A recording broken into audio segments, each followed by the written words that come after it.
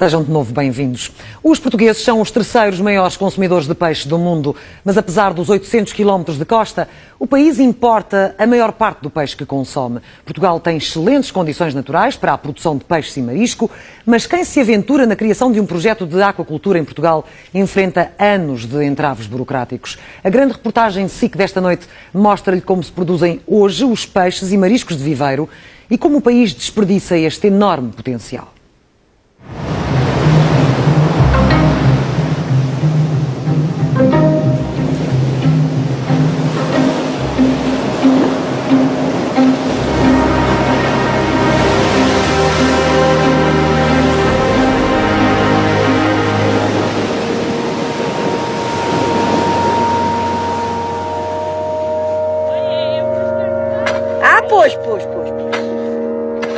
No princípio, cultivamos a terra, domesticamos os animais, industrializamos a produção de todos os alimentos que consumimos,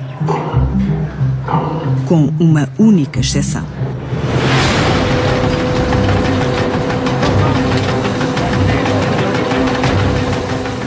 O peixe foi o último animal selvagem na dieta humana. O homem continua a enfrentar o mar para trazer peixes para a terra. Mas até os oceanos têm limites. Do alto da cadeia alimentar, exploramos o mar até à extinção de espécies. A pesca industrial deixou as reservas globais à beira da ruptura. Mas o consumo de peixe continua a aumentar. Nos últimos 40 anos, o consumo per capita cresceu 70%. Há 40 anos que o peixe do mar não chega para alimentar a população humana em contínuo crescimento.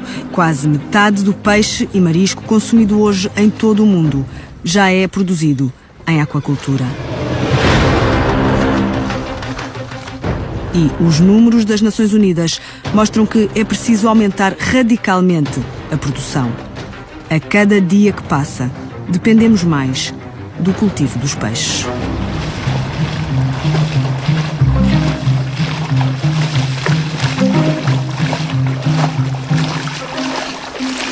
Nós encontramos em plena Ria de Alvor, atrás de nós encontra-se uma produção de ostras. Encontra-se também do nosso lado direito e também do lado esquerdo a produção de ameijoa. E também por trás de nós temos uma produção semi-intensiva de dourada e robalo. Esta é uma ria muito rica do ponto de vista da qualidade da água. Portugal tem condições naturais para uma produção de excelência, mas está cada vez mais perigosamente dependente do exterior. Existem números oficiais até 2010. Em 2010 produzimos 8.013 toneladas. Para o total? O total de Portugal. Inclui tudo, bivalves, peixe, tudo. Uma gota de água menos do que isso na produção mundial. Em 2011 produziram-se em todo o mundo 60 milhões de toneladas. A China é o maior produtor mundial, com cerca de 2/3 da produção. A nível europeu temos a Noruega, que produz cerca de 1 milhão de toneladas de salmão. Depois temos a Espanha, que produz cerca de 250 mil toneladas de pescado. Portugal, com todo o seu mar, com toda a sua costa, está entre os que menos produzem. Mas estamos a falar de cerca de 10 mil toneladas ano. A nossa ambição é até 2015 podermos pelo menos duplicar esse valor. São números muito baixos porque Portugal tem enormes potencialidades para a produção, para aproveitar a produção da aquacultura. Desde logo somos o terceiro maior consumidor de pescado no mundo inteiro. Cada português consome, em média, 60 quilos de peixe por ano, o triplo da média europeia. Um bom hábito alimentar que o país paga caro. Portugal importa mais de 2/3 do peixe que consome. As capturas no mar reduziram drasticamente e a produção nacional de aquacultura não chega aos 3% do que consumimos. A média europeia está perto dos 30%. A média mundial ronda os 50%. A perigosa dependência do exterior em termos alimentares é um fator de peso na dívida externa portuguesa. Em 2012, as importações de pescado rondaram os 1.335 milhões de euros. Nesta balança comercial, o saldo negativo ultrapassa os 750 milhões de euros. Portugal tem água de ótima qualidade, excelente qualidade, como quase nenhum outro país na Europa tem. Tem produtores e investidores que estão interessados e que têm força de vontade para investir no setor. E o que é que não tem? Falta uma base jurídica. Eu tenho exemplos de empresas que demoraram 3, 4, 5 anos a conseguir o seu licenciamento. Caso fossem resolvidos todos os estrangulamentos, resolvidos esta complexidade administrativa, facilmente a produção em Portugal ultrapassaria a barreira das 100 mil toneladas e iria gerar um volume de faturação na ordem dos 600 milhões de euros. Só esse volume de faturação serviria para acabar com o déficit na balança comercial de pescado.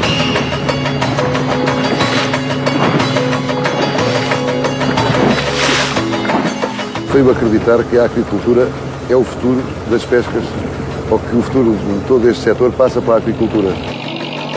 António Farinha leva-nos à produção de bivalves que instalou em mar aberto, ao Largo de Olhão. Depois de 5 anos de batalhas burocráticas, pode finalmente criar 70 postos de trabalho e começar a exportar a produção, que está vendida por inteiro até ao final de 2013.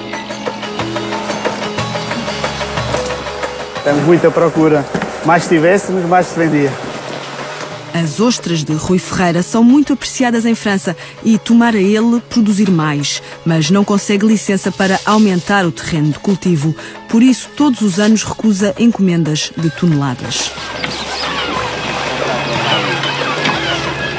Nos últimos 20 anos, a Aqualvor quadruplicou a produção de douradas e robalos à beira da Ria de Alvor, em 20 tanques, cada um com cerca de 100 mil peixes. Produz mais de 400 toneladas por ano. Quinta-feira é dia de pesca nos tanques de terra.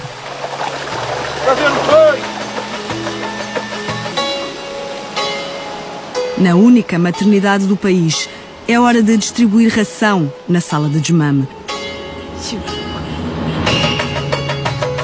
A maternidade de linguados da Safistela, na Póvoa de Varzim, acaba de ser adquirida por uma empresa espanhola e prepara-se para garantir uma posição de destaque na produção mundial desta espécie recente em aquacultura.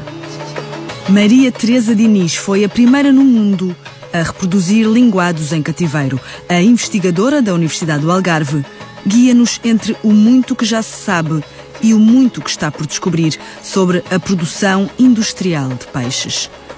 A alimentação, por exemplo, evoluiu radicalmente nos últimos anos. O biólogo marinho Jorge Dias já mostrará como se cozinham hoje as rações. É mais um dia arriscado no calendário da empresa que Paulo Vaz constituiu a 19 de março de 2006 e que ainda não conseguiu fazer sair do papel. Depois de 7 anos de entraves, Paulo Vaz está prestes a saber se a empresa vai morrer na praia como muitas, ou se poderá finalmente começar a produzir enguias. A partir daqui já é o nosso. Nesta altura já deveria estar na produção máxima. Estamos a falar com uma produção de 500 toneladas por ano. Previa uma faturação anual de 6 milhões de euros, que iam substituir importações. Teriam aqui 12 postos de trabalho, e previa o pagamento de aproximadamente 1 milhão de euros em impostos. Paulo Vaz formou-se em engenharia mecânica e fez carreira na indústria automóvel. Em 2005 tinha reunido as condições financeiras para deixar um cargo de direção numa multinacional e investir num negócio. E comecei por ir ao Instituto Nacional de Estatística e analisar a balança do comércio externo. Todos os números indicavam o caminho do peixe. Passou meio ano a planificar o projeto. Reuniu parceiros tecnológicos, leu toda a legislação, visitou explorações de referência em vários países europeus. Em 2006, constituiu a empresa e deu início ao processo de licenciamento. Minha filha nasceu a 7 de março e, portanto, a empresa foi criada a 19 de março. Portanto, eu não podia esquecer isso. essa data.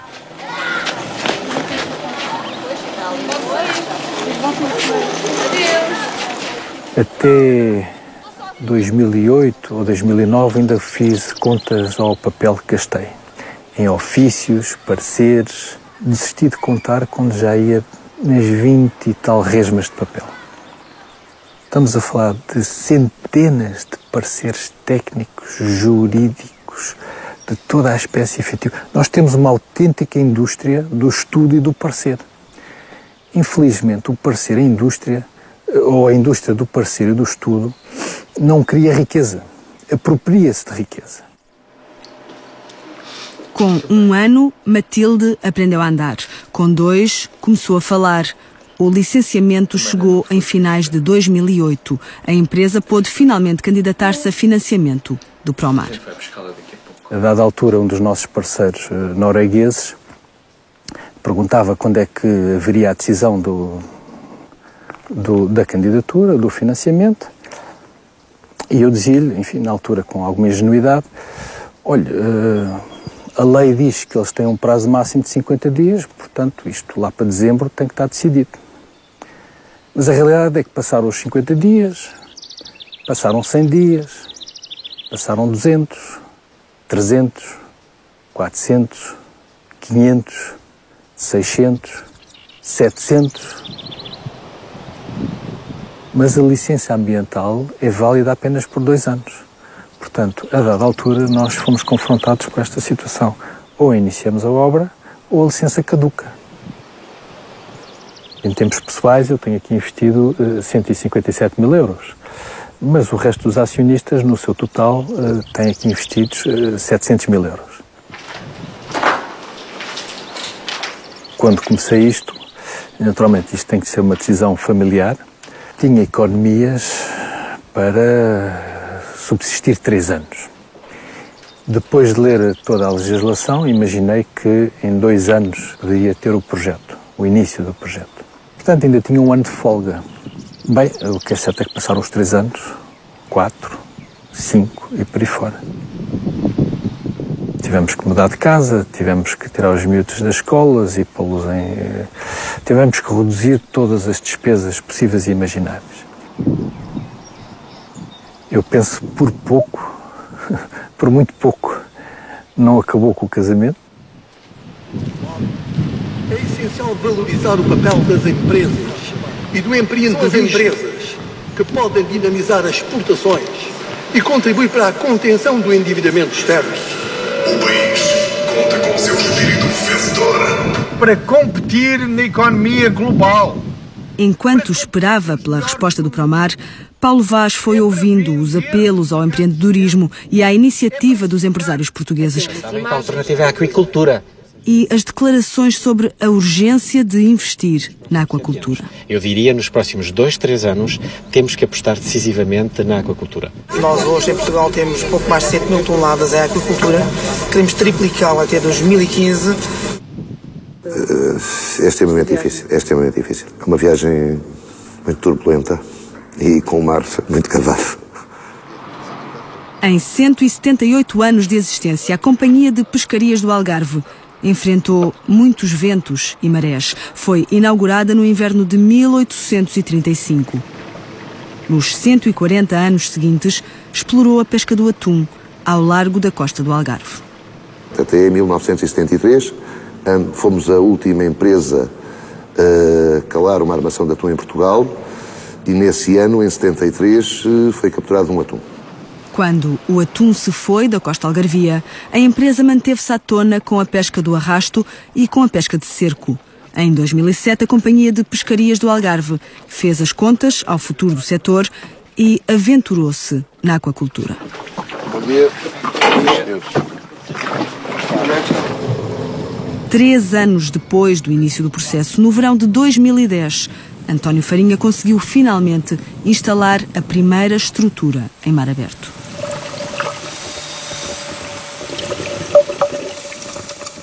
Optámos pelos bivalves porque achámos que teríamos mais condições de sucesso e teríamos muito menos custos de produção relativamente a produzir espécies como a dourada ou o lobo. Produzir douradas ou robalos em mar aberto implica alimentar os peixes nas jaulas oceânicas. E num oceano agitado como o Atlântico, requer estruturas mais complexas e mais caras do que num mar como o Mediterrâneo, na costa grega ou espanhola, ou em zonas abrigadas como o Porto de Sines, onde é possível instalar estruturas flutuantes e tornar o preço do peixe mais competitivo. Os bivalves crescem em estruturas mais simples e mais capazes de resistir ao mar batido e vivem apenas do que filtram da água. Sem qualquer alimento externo, sem qualquer ração, sem qualquer fármaco, é completamente natural.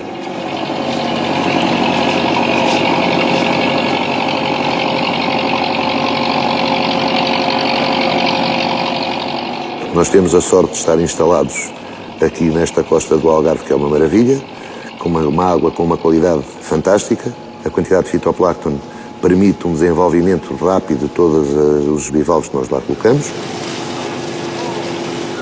O outro barco tem as provas das vistorias em seco na próxima semana. Está bem? Até sexta-feira, até 2 a 8 dias, temos as vistorias feitas. Para 2013, nós temos previsto uma faturação aproximada de 2 milhões de euros. Contamos nos próximos 4, 5 anos poder atingir uma produção na ordem das 8 a 10 mil toneladas ano. Eu penso que nós, a médio prazo, podemos estar eventualmente nos 10 maiores produtores de mexilhão da Europa.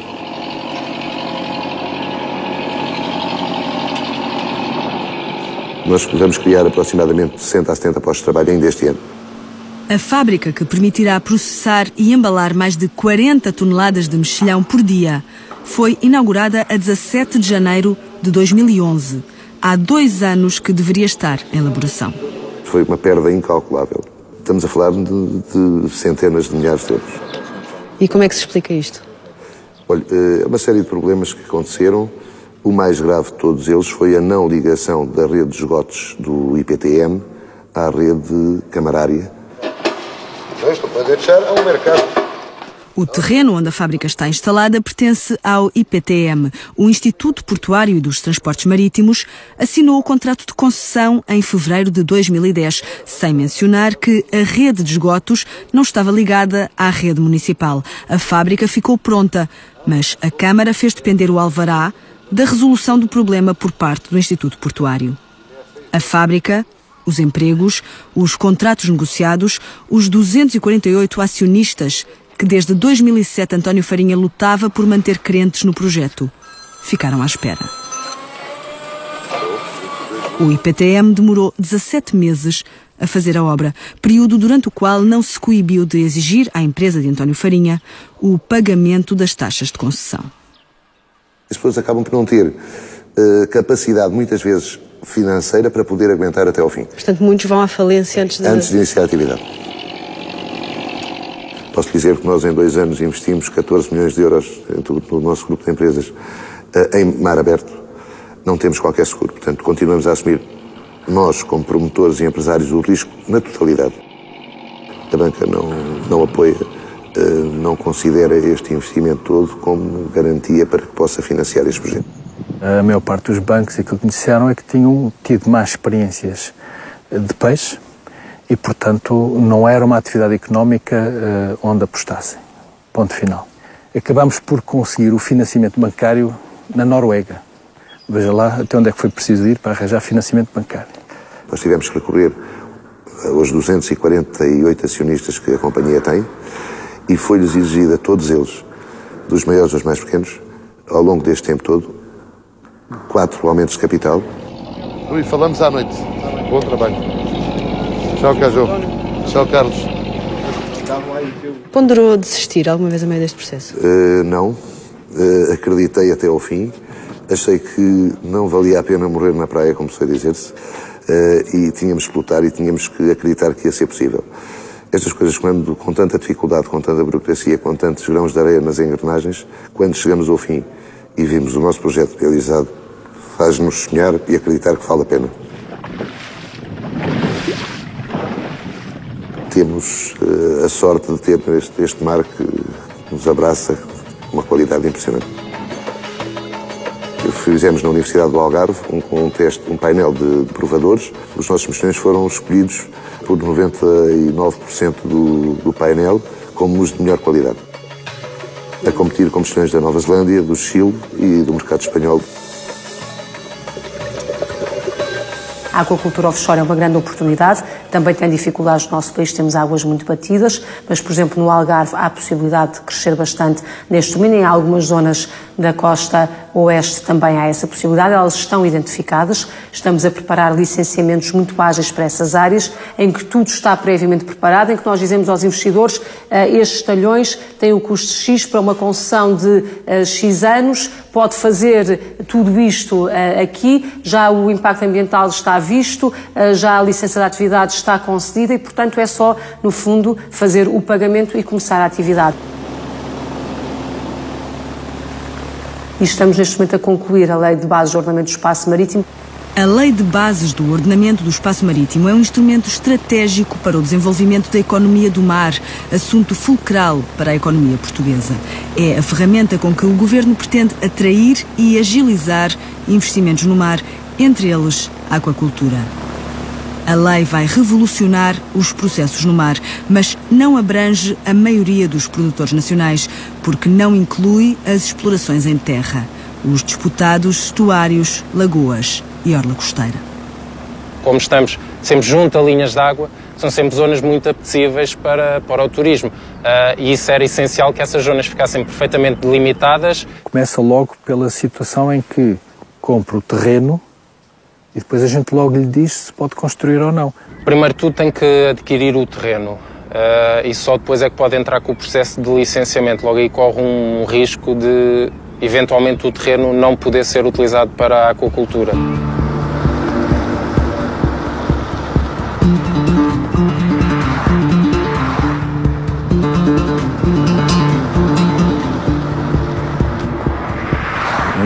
Em 2007, tomei a iniciativa de ir contatar as autoridades da Galiza.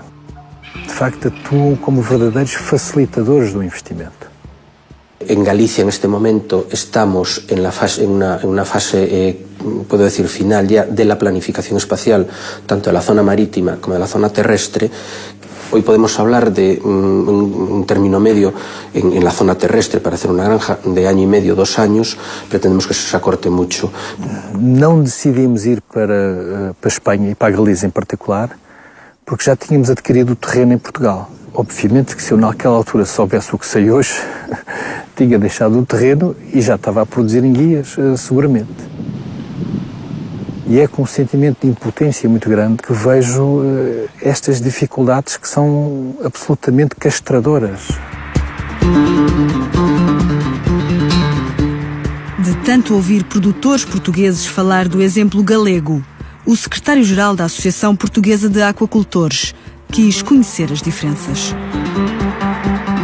Das 230 mil toneladas de pescado que a Galiza produz por ano, mais de 220 mil são bivalves. As famosas bateas, as estruturas flutuantes que são também uma atração turística da região, avistam-se como esquadrões por toda a costa galega. Tem zona de costa protegida, um pouco como tem os gregos, como tem os noruegueses, e isso permite-lhes ter uma produção em offshore, quer dizer, em estruturas flutuantes seguras, que não estão sujeitas à ondulação e às correntes que nós temos aqui na nossa costa atlântica. Depois tem todo um circuito administrativo e de licenciamento bastante mais simplificado. Es una cuestión de soberanía alimentaria, es decir, en este momento Europa está importando más del 60% de los productos, entre el 50 y el 60% de los productos de origen marino. Y entonces, bueno, entendemos que hay una apuesta clara de la Comisión por la acuicultura y en Galicia, por supuesto. Do lado de cá da fronteira, as empresas que resistem ao processo de licenciamento têm no horizonte outro grande ponto de interrogação. Quando elas conseguem ter a licença nas mãos, as licenças são dadas por períodos máximos de 10 anos, a título precário, não havendo nenhuma segurança, não havendo nada na lei que garanta ao produtor que a licença lhe vai ser renovada. Não se podem fazer investimentos desta ordem de valor com uma limitação de 10 anos no tempo, quando as pessoas, ao fim, quando acabam por se instalar, já passaram 4 ou 5 anos a licença de concessão. O que acontece é que ficam com 5 anos úteis. Um investimento deste não pode ser amortizado em 4 anos nem em 10 anos. A Galiza acaba de ampliar as licenças de exploração de 30 para 75 anos. Nós estamos a pensar em quanto tempo? É uma matéria que está neste momento em cima da mesa. Não há um tempo definido. Não há um tempo ainda definido, está em cima da mesa. A nossa convicção é que podemos ir muito mais além do que aquilo que existe neste momento.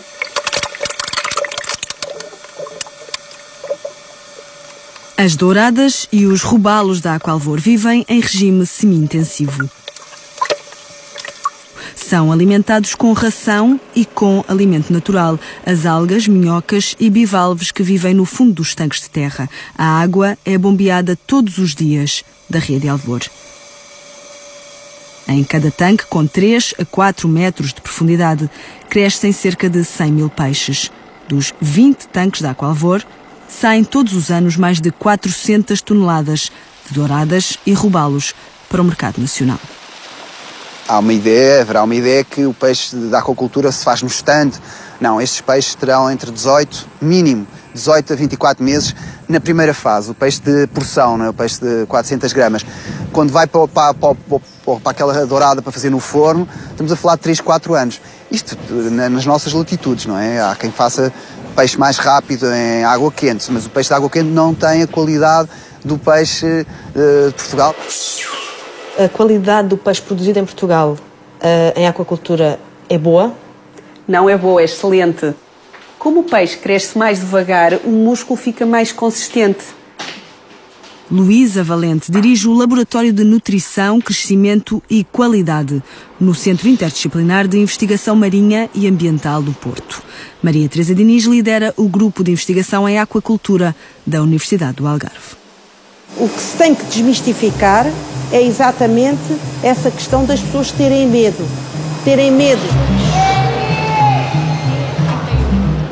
E do viveiro tem que lhe pôr aquelas coisas para ajudar a crescer. É como o tipo frango de aviário. Talvez seja mais doce, não? Eu não sei, Como farinhas que a gente sabe lá de onde é que vem. Quando houver de mar, aqui no meu lugar não entra de viveiro. E põem aquelas coisas como se põem nos peixes que estão em casa em aquários. Eu gosto mais do mar, mas não tenho nada contra o peixe da aquicultura, não é? E se calhar o futuro vai ser... Se calhar. As pessoas comem peixes marinhos porquê? Por causa daquilo que é comum, por causa dos célebres ômega 3, não é? Dos ácidos gordos poliinsaturados, que se sabe que são bons para a hipertensão, para os problemas cardiovasculares, etc. Os peixes da aquacultura têm muito ômega 3.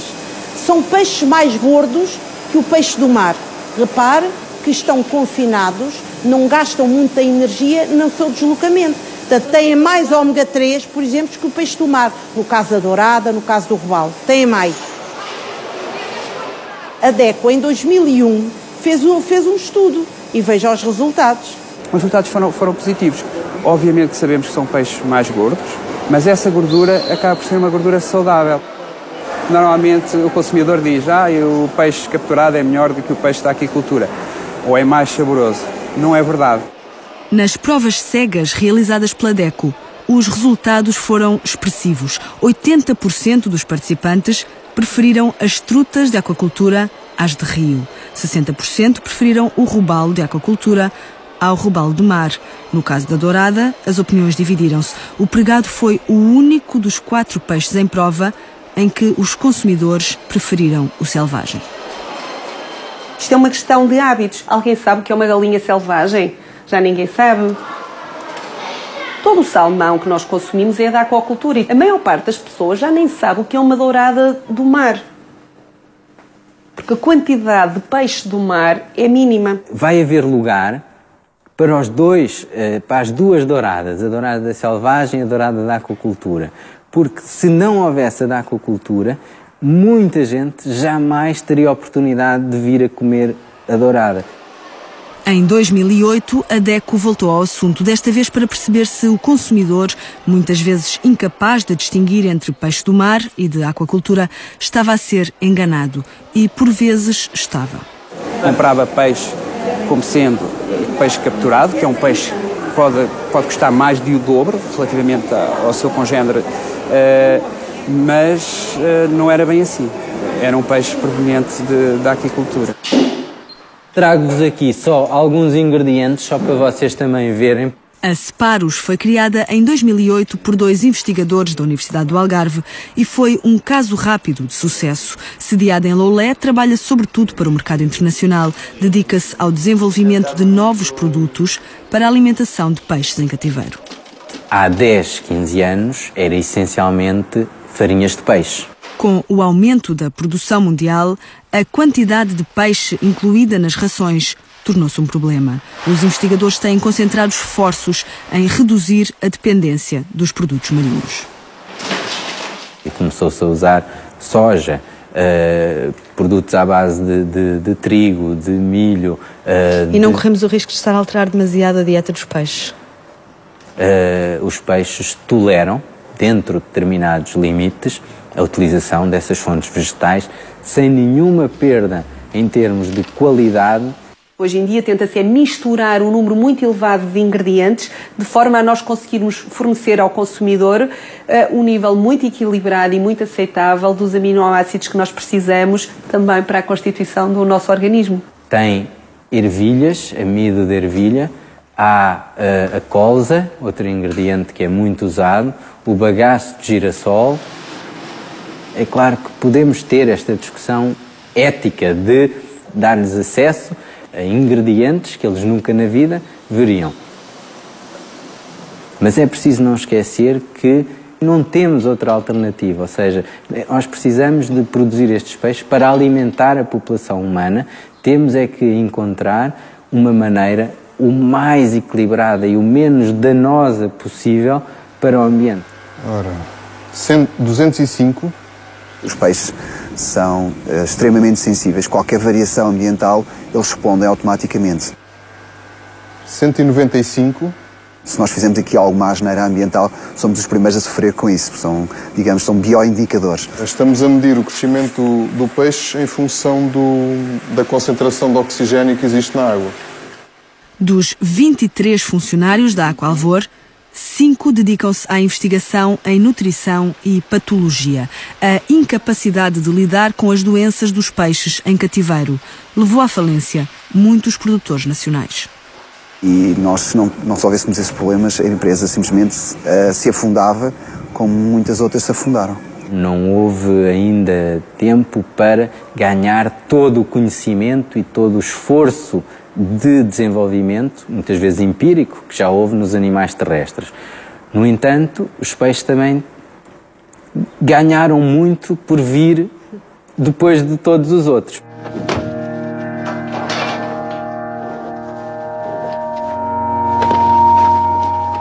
E exatamente porque aconteceu o escândalo das vacas loucas, a produção animal, no seu geral, adotou toda uma série de medidas que nos dão uma garantia elevadíssima em termos de segurança alimentar. Eu não posso dizer que não possa haver problemas, ou seja, que não possa surgir um problema. Mas o que é que este esquema que está montado faz? É que o identifica muito rapidamente. A investigadora Luísa Valente acredita, aliás, que o mar e os rios são potenciais fontes de perigos maiores. A acumulação de pesticidas, de inseticidas, de metais pesados. Não há um controle sobre aquilo que eles ingerem. Portanto, há maior perigo de contaminação no mar do que numa aquacultura, absolutamente. Por exemplo, as pessoas ficam muito preocupadas, e tal, os antibióticos. Hoje quase não se usa antibióticos em aquacultura. Antigamente podia-se usar os antibióticos como promotores de crescimento, ou seja, em doses homeopáticas. A partir de 2006, totalmente banido. A DEC Proteste tem pesquisado resíduos de medicamentos em pescado da aquicultura e não tem encontrado esses resíduos. Os produtores apostam hoje em medidas preventivas, como a redução do número de animais por tanque, e em medidas profiláticas, como a vacinação.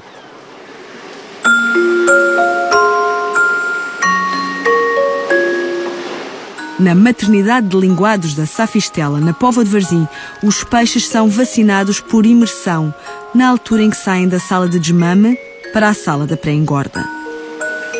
Na natureza, o linguado reproduz-se entre o final do inverno e o início da primavera. Aqui temos grupos que estão desfasados, uns que estão adiantados ou atrasados em relação à época natural. Manipulamos luz, temperatura e alimentação para os convencer que está na hora de pôr ovos. Uma fêmea de linguado pode gerar cerca de 1 milhão de ovos por época. Na natureza, só uma ínfima parte desses ovos resistiria. Em cativeiro, quase 100% dos ovos darão origem a novos linguados. Quando saem do ovo, medem 5 milímetros e têm microbocas para as quais não existe ainda ração adequada. Nessa fase, comem microcrustáceos, que se alimentam de microalgas nestes tanques. Depois da metamorfose, são transferidos, já como peixes planos, para a sala de desmame, onde vão aprender a comer ração. Este projeto está dimensionado para uma produção anual de cerca de 400 a 500 toneladas, que pensamos atingir num prazo de 2 anos, sensivelmente. Nesta espécie recente, em aquacultura, 500 toneladas por ano é mais do que se produz atualmente em todo o mundo. Já se trabalha a nível de investigação talvez há mais de 20 anos, mas as primeiras vendas de linguado produzido em aquacultura terão acontecido talvez há 5, 6 anos atrás. A primeira reprodução de linguados em cativeiro aconteceu há 30 anos em Lisboa, no Aquário Vasco da Gama, no âmbito da tese de doutoramento de Maria Teresa Diniz. Ainda hoje, a reprodução dos linguados depende de machos selvagens. Os machos nascidos em cativeiro não se reproduzem. Ninguém sabe porquê. Os peixes no mar têm um cardápio enorme para se alimentar. Nós, em cativeiro, alimentamos durante a fase larvar com alguns alimentos que nós sabemos que somos capazes de produzir e que são adequados, mas não sabemos se está a falhar algo. Ainda há muita coisa a estudar. Assim haja dinheiro para a investigação.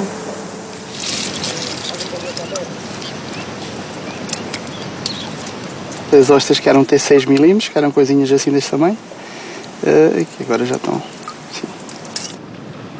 Daqui a meia hora a maré estará cheia e as ostras estarão submersas na água generosa da Ria de Alvor.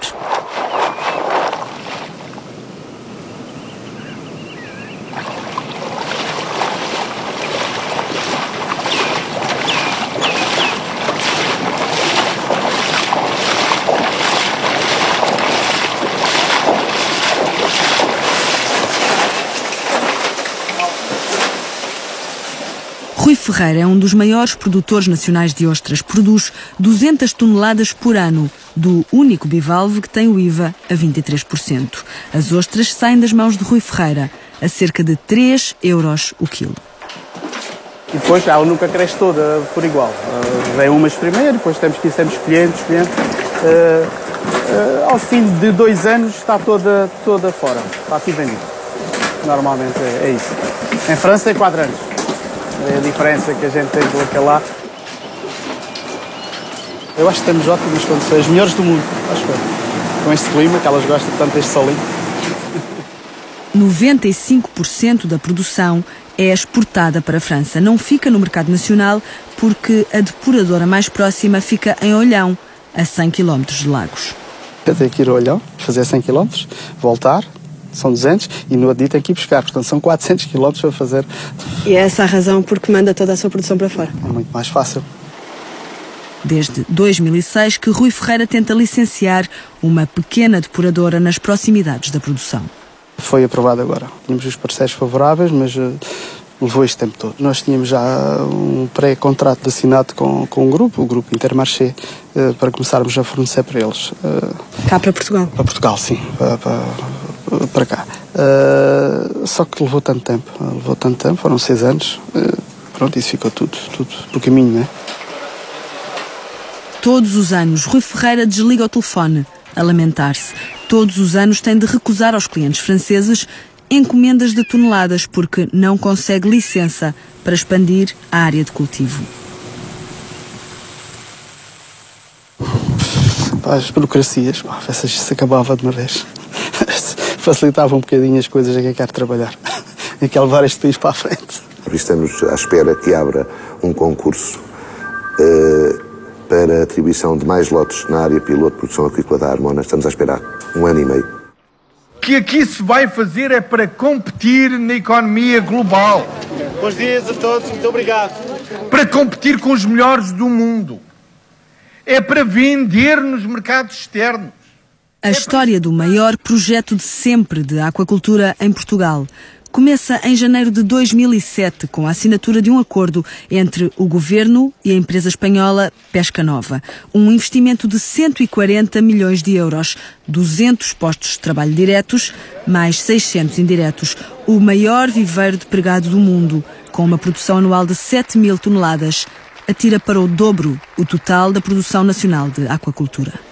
O projeto foi implementado em rede Natura, o que originou queixas da Quercus. A Comissão Europeia considerou as queixas improcedentes e o licenciamento avançou rapidamente em Mira, perto de Coimbra. Em 2 anos, a fábrica e o viveiro com 1.800 tanques, distribuídos por mais de 50 hectares, estavam a funcionar. O projeto recebeu 40 milhões de euros do Estado português.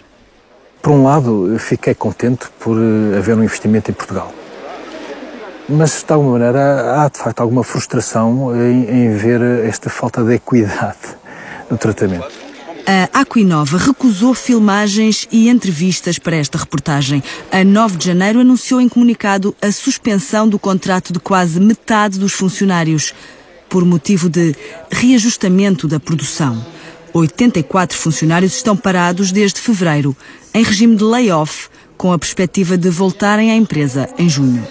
O Sr. Secretário de Estado do Mar tem estado em contacto com a Pesca Nova, sinalizando que há compromissos com o Estado português que devem ser cumpridos. Não sei até que ponto é que o Estado fez o trabalho de casa, no sentido de ver se efetivamente era viável. A Pesca Nova, os números sempre vistos, são 7 mil toneladas. Neste momento está sensivelmente pela metade, portanto, para suplicar, corresponderá a uma parte a 3.000, 3.500, portanto, ainda há mais alguma coisa para cumprir. Com 23 meses de atraso, a resposta do Promar à candidatura de Paulo Vaz chegou em agosto de 2010. Para receber o financiamento, a empresa teria de conseguir garantias bancárias de 4 milhões e 400 mil euros. Claro que pouco tempo depois percebemos que essas condições eram absolutamente inexequíveis. Em março de 2012, o gestor concedeu uma redução das garantias e nós, a partir daí, voltámos a tentar angariar o capital necessário para cumprir estas condições. Ao longo de 6 anos de espera, vários investidores abandonaram o projeto. Ao longo do último ano, Paulo Vaz voltou a procurar investidores. No dia 18 de fevereiro de 2013, teve uma reunião com representantes do Promar e do investidor que faltava.